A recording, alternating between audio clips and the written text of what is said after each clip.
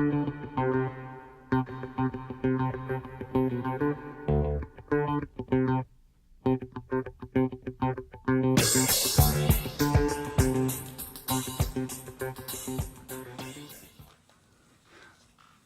this time, we will have an update from PROACT, Mr. Gary Solomon, regarding our superintendent search firm. Mr. Solomon. Good afternoon. How's everybody doing? Great. I appreciate the opportunity to meet with you again and give you an update on where we are on the search timeline and work that we have done executed against this project. First and foremost, we have completed our community engagement work in the community, although we continue to hear from individuals and organizations on a case-by-case basis, on a one-off basis, to continue to give us input and access to their viewpoint on what makes for a great superintendent candidate. I have presented for your review today an executive summary of the stakeholder engagement data that we gleaned from meeting with your groups. I proudly say we've met with over 1,000 people in your community and got data points of over 1,000 members of your community who were actively and passionately engaged in the search process. I commend you as a board, and I commend your community for their level of commitment to public education and their commitment to finding the best superintendent in the land. Two documents that I have and I come to you tonight for your approval of. Number one is a marketing plan. Now that we've done the stakeholder engagement, listen to your board as a whole, listen to board members individually, and listen to members of your community. We have put together a draft position profile for your consideration. The first part of the position profile is just an executive, it's not really an executive summary, it's a glimpse of the district as put together by a variety of data sources provided by the district, provided by the community, provided by public domain information sites and sources across the region and county. The first 11 pages of the position profile just paint a 3,000 level portrait of the district and will be a kickstarter to conversation for potential candidates in the district. Pages 12, 13, and 14 that I submit for your approval is the nuts and bolts job description that candidates will look at to determine fit and if they're in fact qualified for your superintendent position. I hope that you have reviewed over the weekend the draft position profile, specifically pages 12, 13, and 14, as that will be the guiding source of our marketing and recruiting moving forward. Secondly, I submit to you a draft marketing plan that we will enact to recruit and discuss the superintendent position moving forward. Lastly, I want to give you an update on our recruiting efforts to date, and excuse me as I look at my phone for the most recent information. We had the pleasure of attending the American Association of School Administrator Conference last week. It's the largest academic conference in the country each year. AASA has 9,000 members in it, all of which are cabinet level administrators and above, including board members as well. It was very well attended, and we had a great week out there recruiting for the position. Between the intersection of successful stakeholder engagement with your community and deep dialogue we've had with candidates and interested parties across the country, we have 119 people to date who've demonstrated an interest in your superintendent position. Of that, 30 of those are sitting superintendents. 15 are either deputy or assistant level administrators in a district and or chartered networks or charter leaders. 9 are direct deputies or assistant superintendents directly seated below the superintendent, and 3 regional level folks who are currently active in a large urban academic environment. And that's without having a position profile approved and not officially putting an application up for those that are interested in pursuing the position. We are incredibly pleased with the reaction and the level of dialogue around your superintendent position, and are confident that we will present to the board ultimately a slate of talented and diverse candidates for which the board could consider. Lastly, I also want to alert the board that we met today with the community liaison group. We had a fantastic discussion among that group where we rolled out next steps and procedures and protocols for gauging interest in the position, promoting interest in the position, and for keeping the community involved and active and engaged in the superintendent search process. We had a great turnout today. We had a great 2-hour passionate discussion, and I'm thrilled with the level of involvement of the liaison group and look forward to working with them throughout the next steps of the search. In terms of action items, again, I would love for the Board of Education to approve the position profile that we drafted for your consideration and just accept the marketing plan that we put forth to the Board of Education that will have no additional cost to the board or the community. At this time, we will have, is there any discussion from the board? Because regarding the 2 action items that he's mentioning, the profile, superintendent search profile, as well as the marketing plan, we will have to amend the agenda for the business meeting this evening to add those 2 items on it. But keep that in mind as we discuss at this time the report, the update. Chair. Mr. I'm sorry, Mrs. Turner. Okay, thank you, Chair. Good afternoon, Mr. Solomon. A couple of things. I wanted to ask, what is the actual size of the liaison group now? I believe it's 18. Okay, good. I'm sorry. I believe it's 18. Okay. And we had 14 members, 15 by the end of the session today, and 3 that were called out of town on work or family business. We'll circle back with them and meet one-on-one with them this week. Okay. Now, for the qualifications that you have designated here, where did you get the input for that? Because obviously the liaison committee was not involved. Right. We hadn't met with that group at the time. Right. So who was a part of coming up with the qualifications for the candidate? Well, state mandates, first of all, Okay. state and regional mandates. Second of all, collective conversation with the Board of Education. And then third, just getting what the flavor of the community was Okay. in terms of that. And we tried to take an intersection of those thoughts and incorporate it into the document. Okay, so that's what I wanted to ensure. You did take the input from the board and the community. And let me say this also. Somebody on the community phoned me over the weekend and asked a question. Do we want to cast a broad net or a very precise net? Because they wanted to know the level of details that actual candidates look for on a position profile. And the conversation I always have with folks is we want to cast as wide of net possible so we get diverse leaders from different walks of life to consider the position. The position profile and minimum qualifications are just that. These are minimum qualifications, and we'll pursue people well above beyond what those are. And we don't want anything to be a negative indicator for a potential candidate. We want them to see this and say, yeah, this is something I want to talk about. And so we want to encourage dialogue about it, whether they fit or not. We want to encourage more conversation rather than less. So the more representative we could be of everybody's thinking, the better the dialogue will be. Thank you.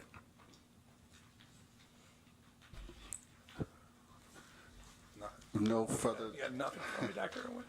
You let No me further. down. No further discussion. I'm sorry, Mr. Jester.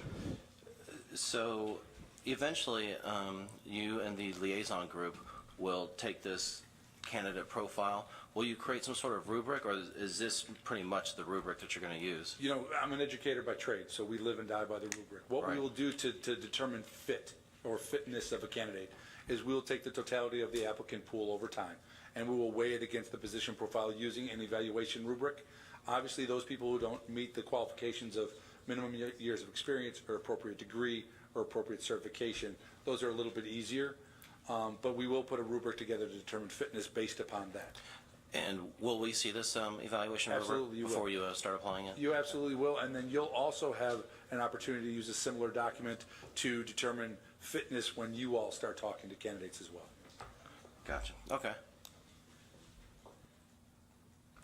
No further. I'm sorry. I'm sorry, come back. Mrs. Turner. Because I did have one last thing Sure, that I failed absolutely. to ask you on the qualifications. And I'm thinking of this in terms of, I was at a couple of the community engagement meetings as well and listened to some of the requirements that they were looking for in their superintendent, and several echoed some of my sentiment that you didn't necessarily have to have the EDS.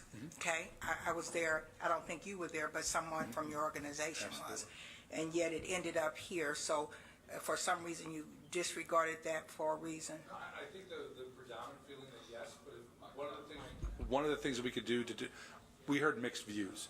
We thought the majority of views was this. What we could do to segregate that or spell it out is put preferred, so that way we wouldn't lose candidates because of that. Okay.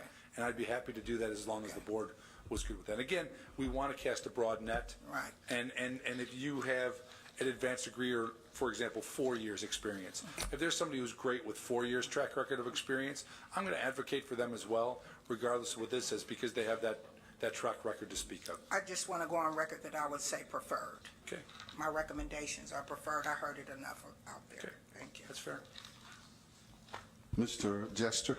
And moving forward, I think it's standard practice for the board to reserve the right to bring back any candidate that either the liaison group or PROAC decides isn't fit.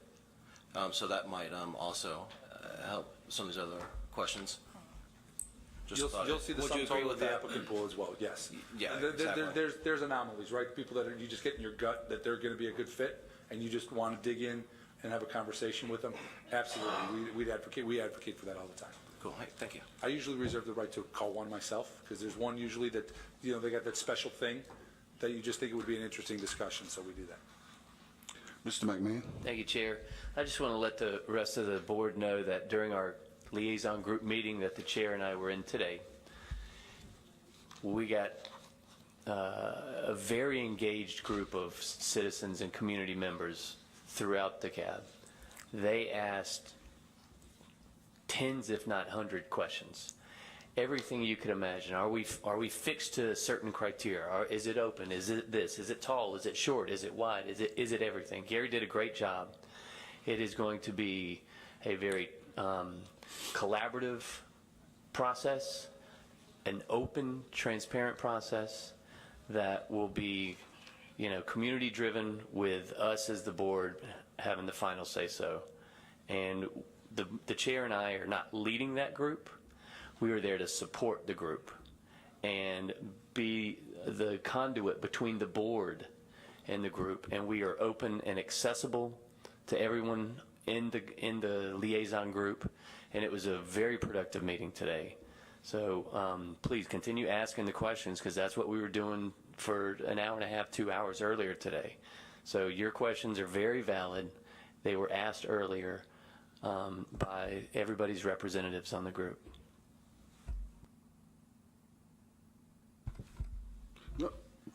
Mr. Jester?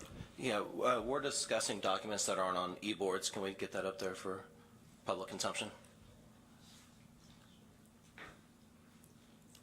Sure. Any reason we can't? Okay. All right. With that said, is there any opposition to amending the business meeting agenda for this evening to include the search profile as well as the search marketing plan?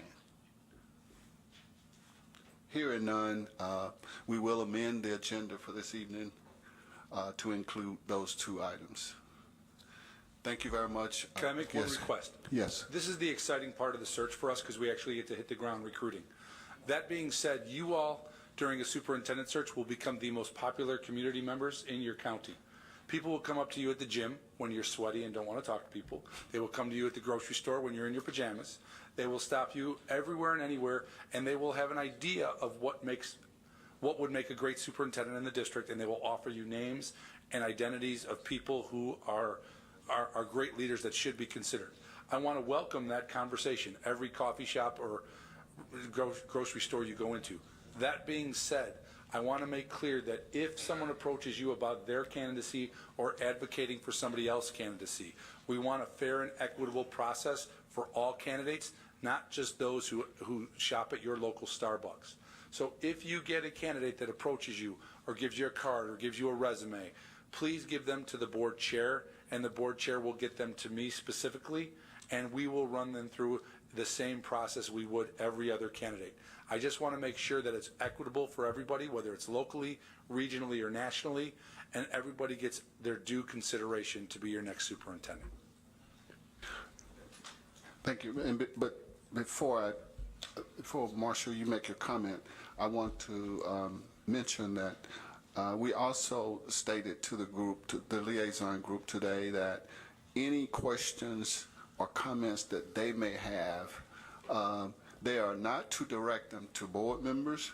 They'll direct them directly to Mr. Solomon with PROACT. I just wanted to make sure we emphasize that. Yeah, and along those lines, I would be happy to have a little card that said, if you've got a resume or a suggestion, contact. I will gladly. I mean, put give that us some. together. I'm serious about it. I'll hand. If somebody has an idea, I don't even want to burden. Or I mean, I know I'm chair and happy vice chair are with part of the committee, Okay. but I think I'll keep a stack because Okay. you're right, and we'll just hand it to people, and then we'll keep the process as sort of. I will have clean it to as you possible. tomorrow, so you Okay. can distribute those as appropriate. Sir? Yeah. I was looking at the, Dr. Irwin? I'm sorry. I was looking at the timeline. What is your estimated time for the full board to conduct first round of interviews? You know, as I told the committee or the group today, I need about 6 weeks to recruit, about a week to then vet. So I would make the larger presentation to the committee or the group. We talked about that offline a little bit, and I think that would be 7 weeks from now. And then they would get together, and we have a process in place with that group to wean that down to 9 to 12 for you all to determine semifinalists. I would say that's soon thereafter. What I've been telling candidates is when we alert them that the board is going to interview them, it's no more than a week after we meet and present those candidates to the board. So I'm thinking late April. Excuse me. I guess my question, I didn't phrase it right. When we're conducting that first round of interviews, the board, is that a day process, 2 or 3 days, a week process? Or? No, let's say you take all 9 to 12 and decide to interview all Right. 9 to 12. I'm thinking about 90 minutes a candidate for a first round as a board. So we would set up a schedule with you and for Okay. you. And again, you get it all drowns itself out if you do too much. Right. And you all have other things to do. Right. Which comes in the way of things. So I want you with a clear head and a good mind. So we try to compartmentalize it as much as possible. So I'd say a day and a half, 2 days, if you do all 12, and then whittle it down. I think the first round we suggest about 90 minutes. Second one's a more robust full day that we talked about, Yeah. and that'll involve the Board of Education, community members, et cetera. Can I alert you of that, though? That's something I want to call out. For finalist interviews, it's a 3-day commitment. And everyone says, yeah, we want that. It's a big commitment in that time. So once we get specific dates and deliverables, we'll call that out more. So your community, when they want to be involved, they could be involved. But more importantly, you all have busy schedules, so you can coordinate your schedules to be there. Because the more board members and the consistency of that group of board members, you're able to better compare apples to apples. Chair, just from a timeline standpoint, I was telling everybody that, we've got our spring break holiday coming up a month from now, the first week in April. So that's where I'm going to get my rest, which is the week off. And then when we get back from spring break, I think we'll have our board meeting. And then that's when okay, it's April, Monday the 1st. Wednesday? Okay. So when we get back from spring break is when we'll dive into this process. And so that's kind of keep your schedule open and available for the second half of April to vet candidate pool, and then early May get down to the nitty gritty. Looking forward to it. Thank you, Mr. Solomon. Thank you, Mr. Vice Chair. Thank you so very much for your report and update.